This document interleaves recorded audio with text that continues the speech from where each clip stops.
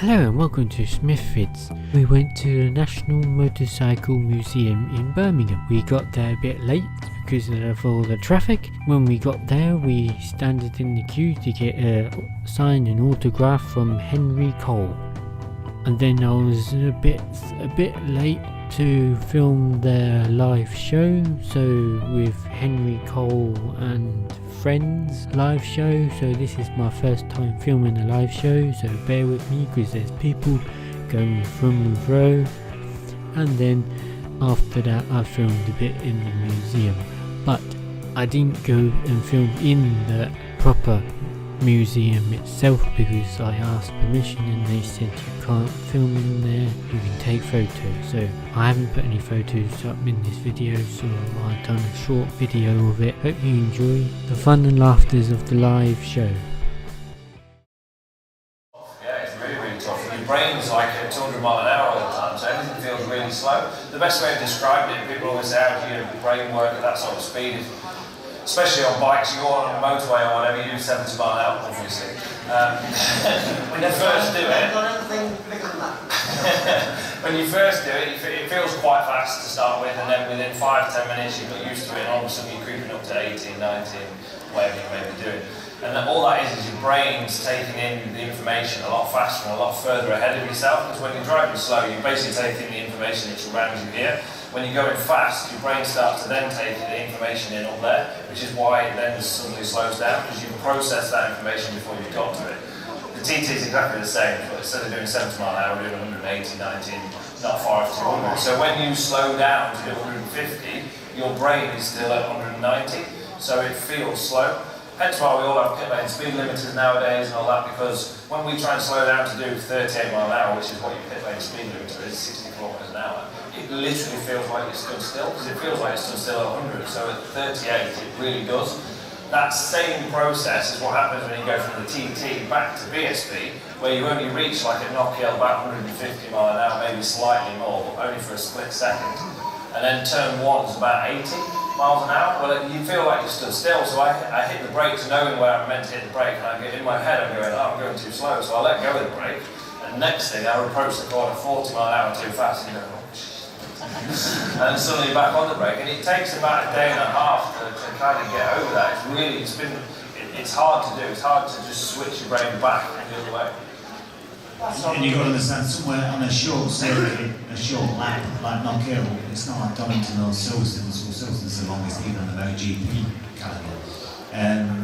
But you're only talking, if you're 0.2 of a second, that's probably 10 places, 12 places. Yeah. Yeah, I think Knock Hill this year I qualified 4th and I was less than a 10th off pole. Man. That's amazing. Yeah. Unbelievable, man. I'm beginning to like you. Right, Alan, yeah, obviously, you sat there as usual being very nice, polite and sweet. If there's one thing you could improve, Henry. Don't say that, I said improve. Don't put in, don't be rude. If there's one thing you could improve, working ethic with this man here, what would it be? You can't, I don't think you can improve it. As it is now. Sit down, man. Sit back down. Guy.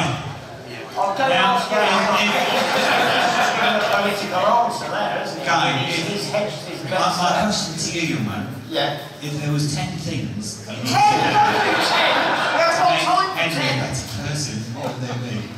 I've got a bloody clue. Do you know, honestly, I don't analyse him, I don't worry about that. He does need improving, obviously. Tea making, because he's so out of practice. This mythic Max tea that he portrays, it doesn't exist. It doesn't exist. Since you wouldn't know what make tea bags are in the urn on the side in That's the not kitchen. true. He wouldn't know. But Yorkshire tea bag, I know they're not the telly. Can I just tell you quickly, I want to say something about your teeth. Do you mind? I don't know if anyone was here yesterday. If they were, I apologise. During lockdown, I've only got 4 teeth due to a slight problem with heroin, right?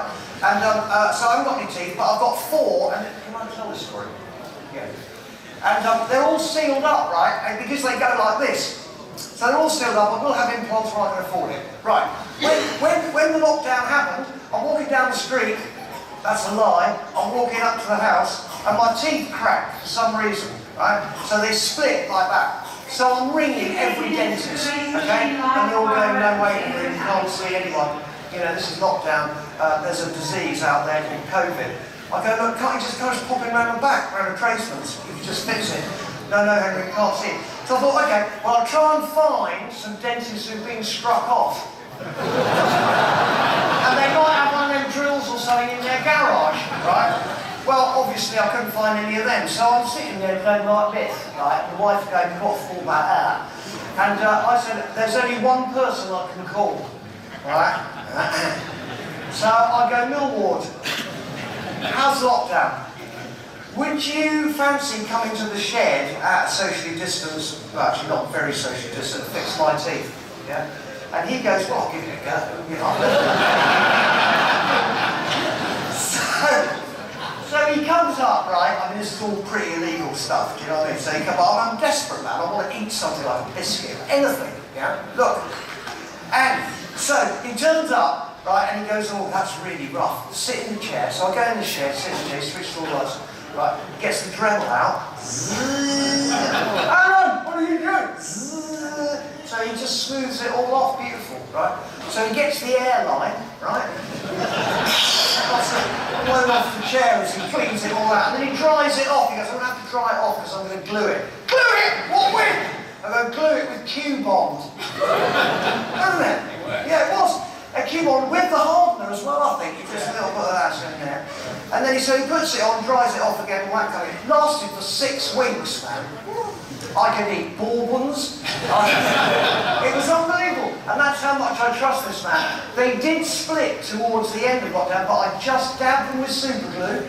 And they held on till poor my dentist came alive again. With a great big mask on and helmet, and he goes, right, come in here. Like this. Anyway, so that's Millyard. Not only can he build motorcycles, he can do teeth. It's brilliant. So if anyone's got any dentistry issues, and I'll take 10%. Alright? I heard a little story earlier, he's got competition. What? Well, the strange thing about this is, in lockdown, my mate Steve, who comes round and helps me get bikes out of the van, because I'm doing it on my own, he comes round and he said, I've been to the dentist, and they fitted these dentures. He said, they're not quite right. He said, they're driving me mad. And so I said, well, go back to the dentist. He said, no, it's not that. You can't. It's exactly the same as you. Yeah. So next thing, he's got his dentures out. He said, I'm going to draw a line on it, Skid, where I want you to redo it. He drew it with a Sharpie. I hit it with an angle grinder. Yeah, it was on the finishing belt. I put them back in. He said, on a lynching belt, just because I hit it with an angle grinder, it didn't chew them up a bit. So I finally finished it on a belt. I gave them back to him.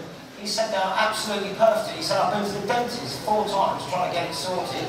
You hit it with an angle grinder, and he's still got them in the zone today. So hey, that's the better story. So the two of you could start some dental stuff, couldn't you? Yeah? Implants. Hey? You can earn a fortune. Mine's permanently on holiday. Huh? Anyway, sorry, we're digressing. We're talking about motorbikes here. So Pete, I've heard a lot of rumours of your teammates for next year. That's alright. I was going to say I was going to drill your team boss about information, I probably not what I can say. I was going to ask, Faye, is there anything you can enlighten us? Well, there's nobody signed, I know that much. I've heard rumours BSB and the Roads. And the roads. Well, so there's already a second road rider who's already decided on, which is Brian Cormack, which was, he ended up doing British Superbike this year. That wasn't really the plan for him, to be quite honest. His plan was to do the Allen TT in the North West with the team. And then obviously once the road racing got cancelled, Faye, to be fair to her, said, look, I said that I'd give you a ride for next year. There is no North Western TT, so I'll tell you what, I'll put you on the Superbike for the BSB season, which is obviously a massive commitment from her. So he's done the BSB season this year, and it goes back to that, who's fast and who's not, and like you look at short circuit, you know, Brian, to be fair to him, he tried his heart out and he was pretty much either last or next to last every single race. You probably saw him getting lapped and all the rest of it, and everyone looks at that result sheet and goes, oh, he's rubbish. He's top 10 at the TT in the senior. You know, that's the difference that we're talking about when we're talking about short circuits and road racing. So he's going to be doing the Northwestern TT with us for definite. And then as far as a BSB second rider, there's a few names in the hat. You know, I think Joe Francis, he's only 23 years of age. He did the last couple of rounds for the team. He did Donington, which was a treacherous weekend anyway, and then he did Brands. He did, you know what, he did a really, really good job. And I think if she does choose Joe, I'll be more than happy. I think he's done a fantastic job. I think he deserves a crack. He's been on a lesser bike, shall we say, for a good number of years. He really struggled, and he showed real good promise at Brands, especially. He did a 1 minute 25.6 second lap, which is pretty fast around there. Well, my fastest ever around there is a 25.3, which I did on that weekend. He was only 0.3 off, only his second time on the bike. So yeah, he's a good lad, and I think he'd be a credit to the team. But we'll wait and see. There's a few other names about that keep getting battered around. Obviously, there's a few riders without bikes still at the moment. There's a few of the World Championship riders that are maybe without a ride as well that are talking about maybe coming back. So we'll see. Sounds interesting. Right, who's got some questions for these guys? Anybody? Yes, your man on the front. I get asked that quite a bit. It was Thruxton. Yeah, my letters got nicked out of the motor over at Thruxton while I was in bed. That's the problem. That's because I was asleep. Yeah, exactly. I actually felt the motor and rock and thought, how random is that? It must be a bit windy. Anyway, they'd actually climbed through the side, so my door was shut and locked. They actually climbed through the window. It was a red hot weekend. And obviously had the window cracked open. They actually slid the window open. Is this the motor? Yeah, in my RV, I've got an American RV. They actually stood up on the wheel, because it's quite big, because the window's up here somewhere. They stood up, and what I felt the rock was them actually climbing up onto it, because I had my leathers hung just on the inside. They unhooked him and pulled him out the window. I never actually noticed. Even when I got up in the morning, I never noticed, because I have 2 sets of leathers hung up there, and because obviously 1 set was still there, it never actually twigged in my brain that they were gone. It was only when I went to get changed for warm-up, I was like, what's my leathers in? So yeah, So what happened? they never found them. That was it, they were gone. What happened with warm-up? Well, I had to wear the other set. The problem with the other set was I had to split all the way down the top here, so I actually got the team, and I put them on, because I had like, again, being relaxed, I get changed about 5 minutes before the session starts. How do you do that? I normally turn up with about 30 seconds to go. So I actually got the team, it's not a great thing, but I got the team to drill through the leathers and then cable tie them together all the way on the side just to get out for warm-up, because that was all I could think of to do. Really? So for the racing things, I had some other leathers that I could have used, but I just not at that moment. At that particular point. Yeah, so I managed to get sorted for the races, but not like they turned up on eBay, weren't they, in about 10 years' time or something? Yeah, they were. Oh, I don't know. I wouldn't have to do a lot, I think. I'd just have to point out who he is, and I think everyone else would sort that out. I'll make the team. Who had a question? What's happening? The original owners of the bikes that we saw. Oh, don't. What do they think? Oh, God. Rob, who's... Why did I ask that? Yeah. There's 2 that stick in my mind. That one, first one. I don't know whether you saw the show, but I bought it off this geezer. Ironhead Rob was his name. I think I bought it off him. And I bust my arse doing that. Okay, well, we all did. It was actually quite a nightmare to do it. And anyway, so he said, oh, when you finish, mate, send us some pictures. So I said, I've never heard from him. And I rang him, and I said, did you get me pictures? He went, yeah. And I said, did you like it? He went, you all right? So that was one. The second one, which was an absolute nightmare, because years and years ago I did a Street Fighter, which I've still got because I can't sell, right? And Sick Boys Customs did the paint job on it. The paint job that it had before was pretty ropey, right? But it wasn't as bad as Wade thought it was, right? So on camera, Wade gets it, the tag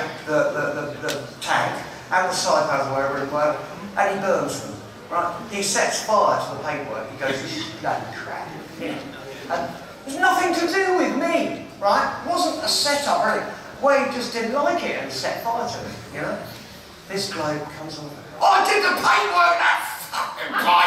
You bastard! There's nothing to do with me! You go talk to Wade, he's 6'8". So, but, on the other side, people love it. And we've had some wonderful things, people saying stuff, wanting to buy them back and all that kind of stuff. But there's been the odd occasion where it's been slightly skewed. Yes. I promise I won't do it again. Who else was there? Question for Peter. What's it like having a knife in his carrier as your mechanic? You got Brownie, yeah. Oh, we're going to get political flipping answering. Brownie's good fun actually, to be fair. Like, I'm sure if anyone knows any farriers, they're normally double hard bastards, aren't they? They've got horses to deal with, so he's quite an aggressive person, is Luke. He's my #1 mechanic. He's been my #1 mechanic now for a good few years. But we have a bit of initiation coming into the team. I don't know if many of you know about the Samco hoses that we use on our bikes, but the silicone hoses that we use that we replace with all the water cooling on bikes are actually quite substantial, you know. His initiation, if anyone new comes to the team, they have to lift their top up and he whacks them across the chest with a silicone hose. That's the initiation into our team. That's the mentality of Brownie, so we don't annoy him. and he doesn't go anywhere without a knife. I don't know why, but he doesn't go anywhere without a knife. I've been through an airport, and then we've gone through security, and he's pulled his knife out. I'm like, how the hell have you got a knife through security? And he's like, well, you don't need to ask them questions. They say blame the parents. Any more questions? You went Channel 4 wouldn't have that. If he went and smacked that bit, it would Channel 4 would have smashed avocado and light oatmeal. It's about what you get, Channel 4. It's a question for in 5 minutes into the battalion swing. Oh, you booked it already? Yeah, well, Pete's already signed up for the Isle of Wight, luckily. What's that? I missed that question. The question is, how are things going in preparation for the new Isle of Wight Oh, program? yeah. How are they? Yeah, pretty good. I was over there, I've been home for about 12 months since COVID. They've been doing public consultations and various things have been going on. The Isle of Wight hasn't got its own government, it's Hampshire Council that run the place really. They've okayed it, it's been signed off by them, it's been signed off by the ACU, and they put in their own closing order, which if you close a road for more than 3 days, it has to go to government to be signed off. That's gone in, it has to be 6 months before, so they're just waiting for that to come back, and as soon as that comes back, if it's a yes, which they're confident it will be, then they're going to be selling tickets to the 23rd of April. Next year. So, which is a big ask, and they've got a lot of work to do to prepare the road and runoffs and find £1 million to put it on basically, which all the road races cost. But hopefully, I'm 100% behind it. Obviously, because losing too many road races. What classes are there? 3 classes: super stock. Super bike will be super stock spec, basically super stock 6. Which is to keep the ACU happy as well, because they're the usual arsehole selves. Super Sport and Super Twin. Just so pretty much what we really would like year 1 obviously is everybody to run every class, because everybody's newcomer for obvious reasons and get the mileage in. So hopefully it'll happen. Can I just say, I went to the Isle of Man filming years ago, and I said to my PA, could you book, a hotel room? She was going to go, yeah, great. So I get up to the Isle of Man, I go into the hotel that I think is on the sheet, and they go, I've never heard of it. I pick it up, she goes, oh, I booked it on the Isle of Wight. Honestly, do you remember that? Unbelievable. And obviously there were no hotel rooms since the, don't even go. There you go.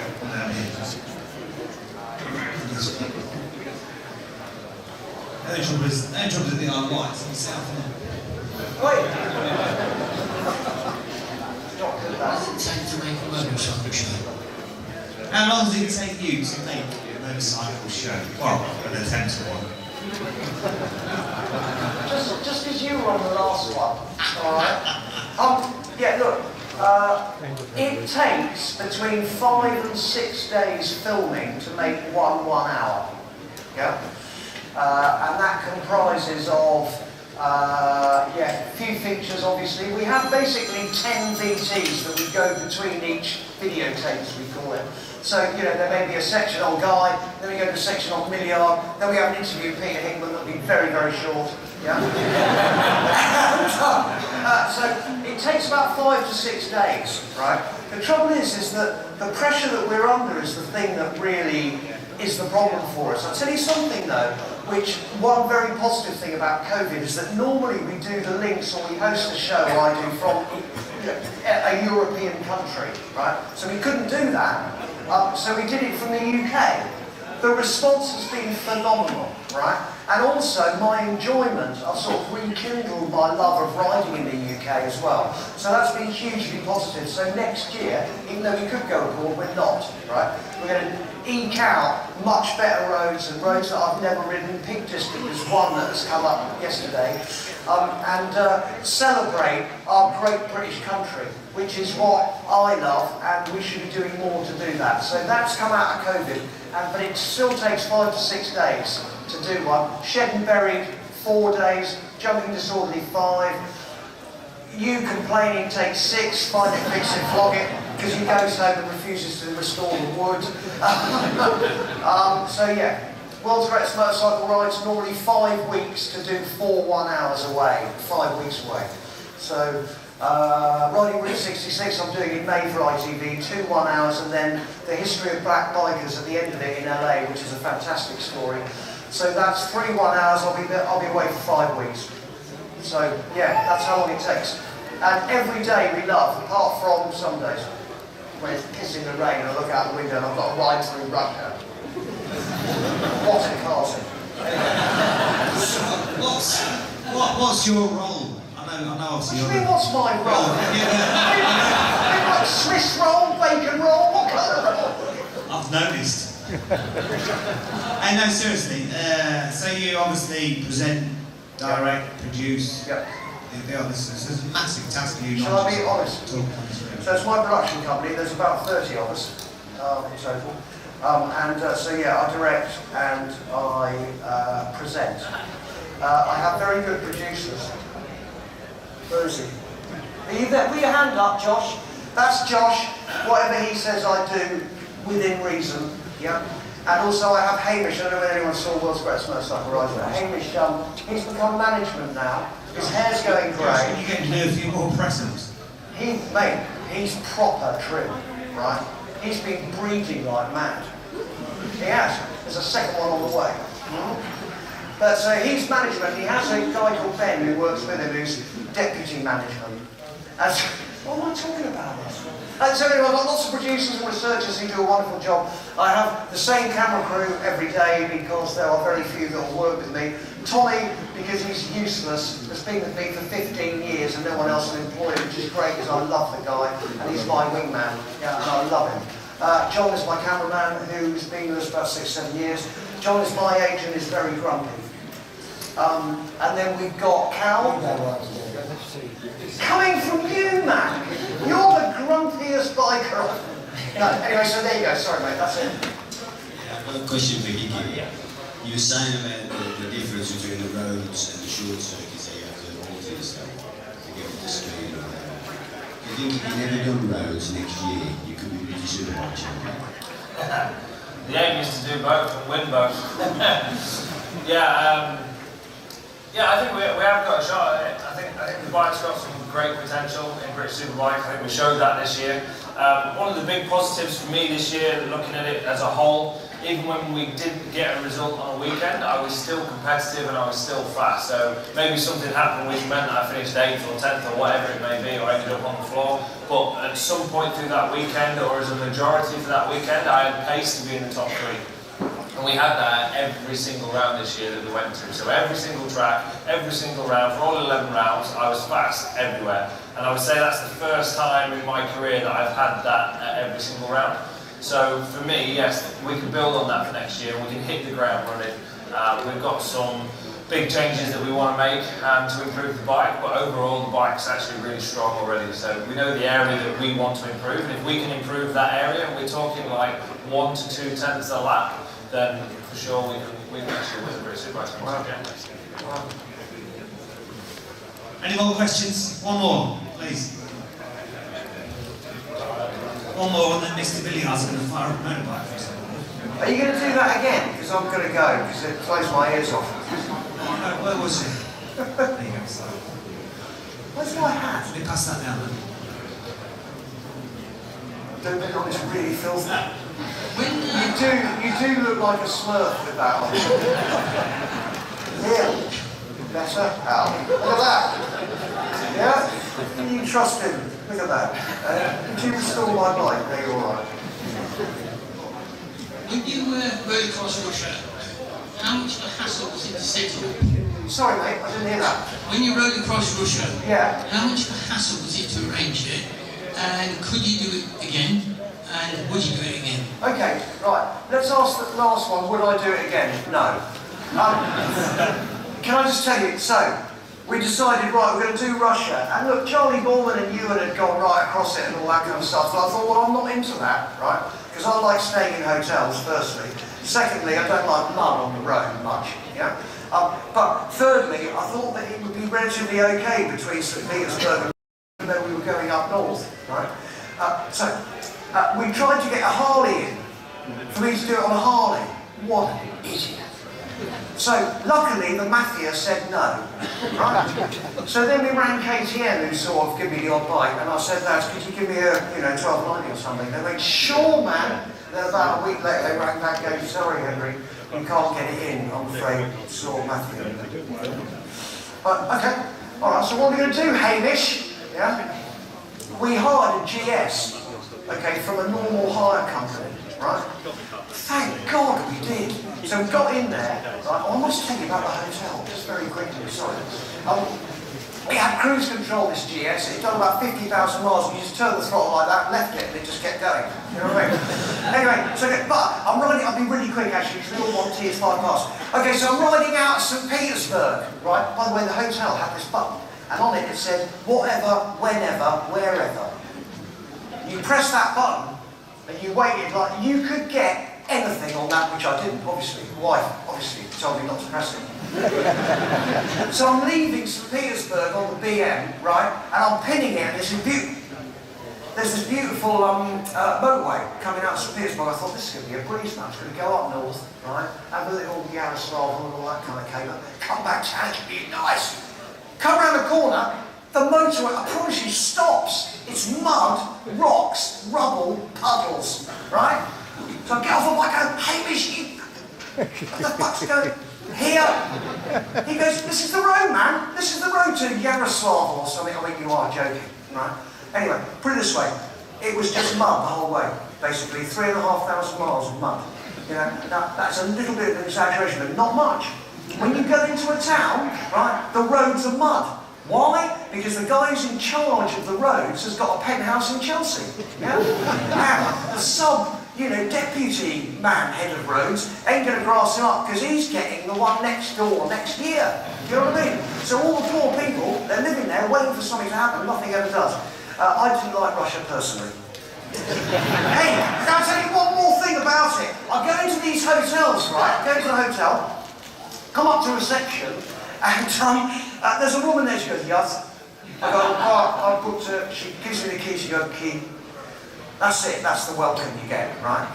But there's nothing in reception at all, apart from an ATM machine, right? So after about a week, I thought, why is there nothing in reception, apart from an ATM and a grumpy woman on reception, right? So I said to her, what's the ATM for? Because I've got cash. She goes, oh, do you want company? Like, no, not really. I don't, why? She goes, oh, ATM for company? So basically, right, there's nothing there at all. You go in there and you go, can I have some company? She goes, it's 300 rubles, get on the ATM, and I'll send a hooker to your room. That's it. That's Russia. As far as I can make out, there's probably someone Russian who's going to stab me now. But that's just my experience of it. So would I go back? Yeah, of course I would. No. Right, ladies and gents, it's very shortly going to start firing some bikes up. If I'm asking to remain seated if you stay in, there are some earplugs coming around. I'm going to kick off with Alan and his Kazaki in very, very shortly. The guys are going to be hanging around, of course, to sign anything you would like or photos. I just want to say a massive thank you, and I'll take the piss a little bit out of Henry. Thank you very much, thank you. Right, Alan, let's have some noise.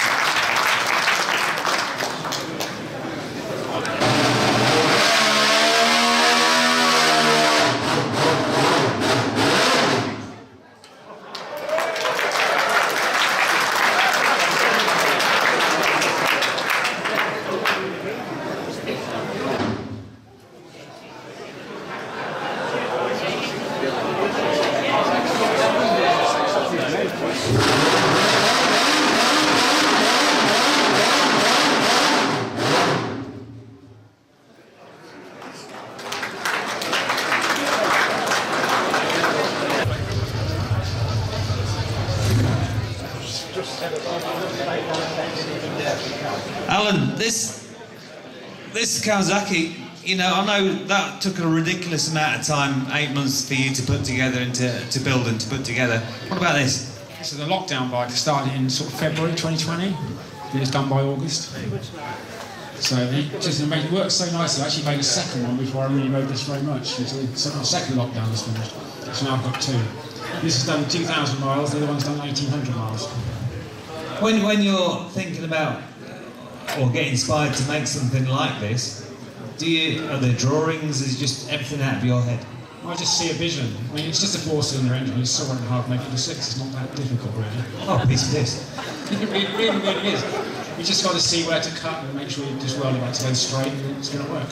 And using old Kawasaki's are pressed up cranks, so it makes it very easy to work with. And you got a special little message with this one, didn't you? What? A special message from Japan. Yeah, the actual designer of Z1, Mr. Narissara Tada, contacted me on Facebook saying he loves the Super 6. Because he called it the first one the Super 4, so I called mine the Super 6, and he said it was absolutely wonderful, and he liked my page, so that was so cool. Give him a round of applause, what a magician.